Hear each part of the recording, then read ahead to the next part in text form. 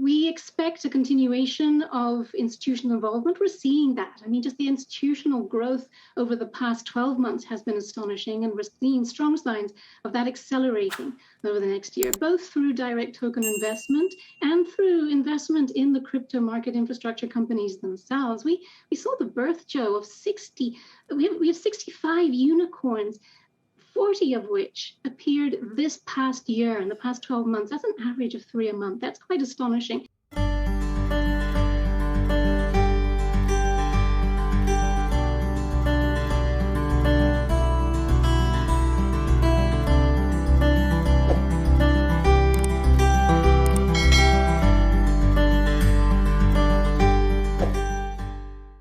It's going to be a new year, 2022. So we do a look back usually, and then we also try to do a look forward.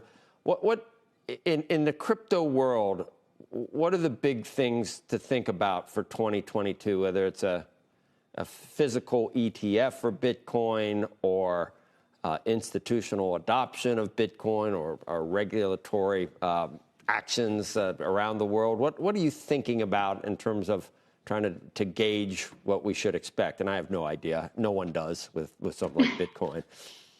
That's very, very true, Joe. No one does. And as you said, bring on 2022, right? Because 2021 sure was interesting. Great to be here with you. Thanks for having me. I do have to say that nothing I say is investment advice, and these are my opinions, not those of my employers. But back to your question, Joe, what are we going to be looking for in the next year?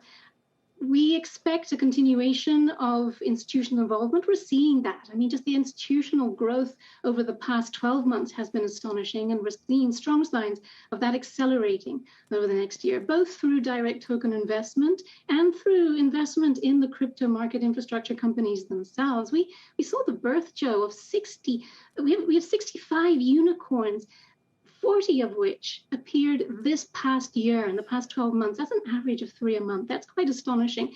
And that kind of investment in the industry, directly in the companies, is likely to accelerate given the amount of money out there looking for returns, and also giving the lower perceived risk. We also are seeing a greater interest from the institutions in a more diversified crypto portfolio. A year ago, Joe, you remember this, used to talk about it, Bitcoin, Bitcoin, Bitcoin. That was all they wanted to talk about. And then maybe ETH if they were feeling really daring. But now many investors are bypassing the two major cryptocurrencies directly and going to some of the riskier, but also higher return tokens that represent technological advancement, new cultural statements. The sector really has, I guess, disassociated itself from just the market leader, offering investors much more choice than they've ever had. I saw some of your tweets which caught my attention, and that is that recently Bitcoin miners are increasing capacity. Now, normally that costs money, and they may have financed that in different ways. Now it's being financed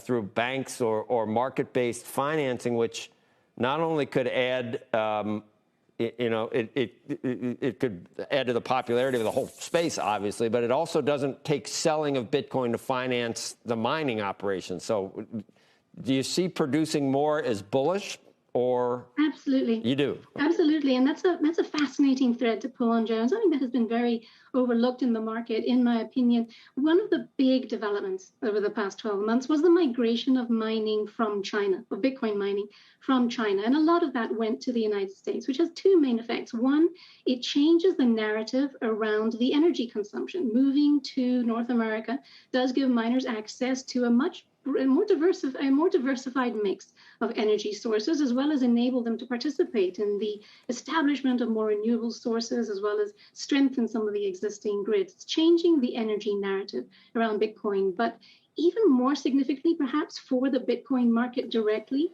is the access that this gives Bitcoin miners to financing, be it through bank-based financing, like some credit lines that we've seen, or through market-based financing. We're seeing more and more Bitcoin miners list on public exchanges and actually do very well. What does this mean for Bitcoin itself? It means that whereas before miners had to sell Bitcoin in order to fund their expansion and operations, now they don't need to. They can hold on to that Bitcoin, and we're seeing on-chain data support that. Less new Bitcoin coming into the market is bullish.